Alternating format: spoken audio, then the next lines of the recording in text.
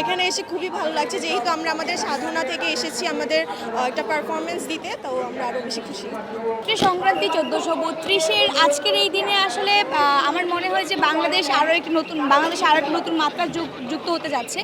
আপনারা দেখতে পাচ্ছেন যে আমাদের এই মঙ্গল শোভাযাত্রার নাম পরিবর্তন হয়ে বর্ষবরণের আনন্দ শোভাযাত্রার নাম হয়েছে এবং প্রত্যেকটা মানুষ খুবই স্বতঃস্ফূর্তভাবে নিজের উদ্যোগে এখানে এসে আনন্দ শোভাযাত্রাটি উদযাপন করার জন্য আসছে এবং এই যে আনন্দ শোভাযাত্রা সেটিকে উদযাপন করার জন্য কিন্তু ভিন্ন মাত্রা এবার যুক্ত হয়েছে। আপনারা দেখেছেন যে 2 দিন আগেই, মাত্র 13 তারিখের আগে 12 তারিখে আমরা ভোরবেলা খবর পাই যে শেখ হাসিনা যে প্রতিকৃতিটি বানানো হয়েছিল সেটি পুড়িয়ে ফেলা হয়েছে।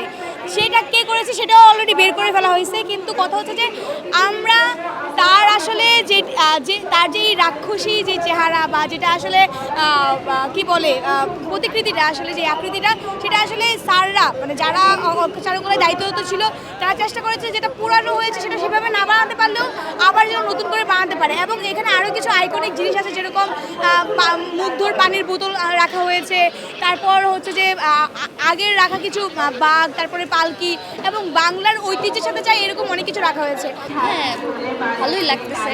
প্রথম বর্ষ, কারণ আমাদের তো প্রথম বর্ষ, আমরা নতুনভাবে দেখতেছি, সব কিছু ফিল করতেছি। এইরকম একটা বড় শোভাযাত্রা এত কাছ থেকে কখনো দেখা হয়নি, প্রথম দেখছি, ভালো লাগতেছে।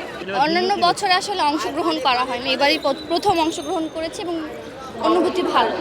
বর্তমান দেশের পরিস্থিতি বা বিশ্বের পরিস্থিতি এগুলোরই সমন্বয় করে আর কি আমাদের এই মোটিভগুলো করা। আসলে এবার আমার ফার্স্ট ইয়ার চারুকলায়, তো এর আগে শুধু টিভিতেই দেখেছি এবং এসেওছি, কিন্তু কাছ থেকে এভাবে দেখাটা এর আগে হয়নি কখনো। খুব ভালো লাগছে। অনেক ভালোই লাগতেছে, যেহেতু সবাই আসছে, এত মানুষের মেলা।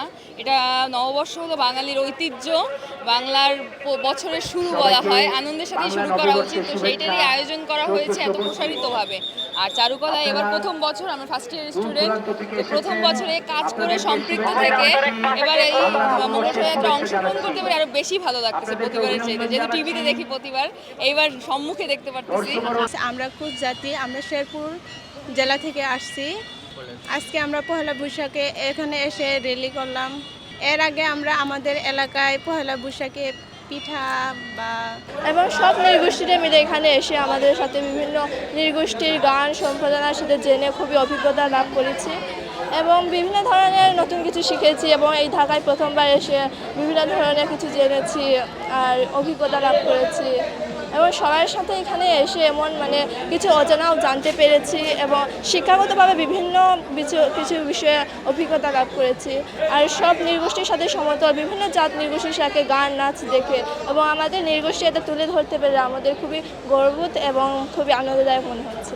সকলকে নমস্কার, আমার নাম হচ্ছে মেন্তন ম্রো, আমি ম্রো সম্প্রদায়।